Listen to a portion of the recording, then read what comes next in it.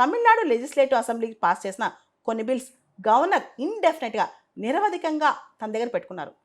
రెండోసారి పాస్ చేసిన తర్వాత కూడా ప్రెసిడెంట్కి పంపించి కూర్చున్నారు, కానీ ఎటువంటి యాక్షన్ తీసుకోవాలా.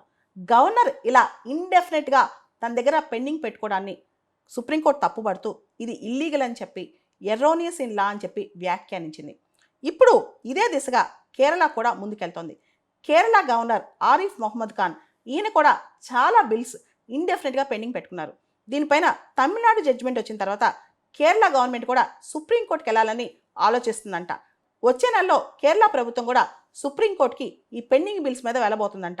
అసలు గవర్నర్కి ఈ హక్కు ఎవరిచ్చారు? గవర్నర్ రాజ్యాంగానికి అతీతమైన శక్తి అని చాలామంది ప్రశ్నిస్తున్నారనమాట.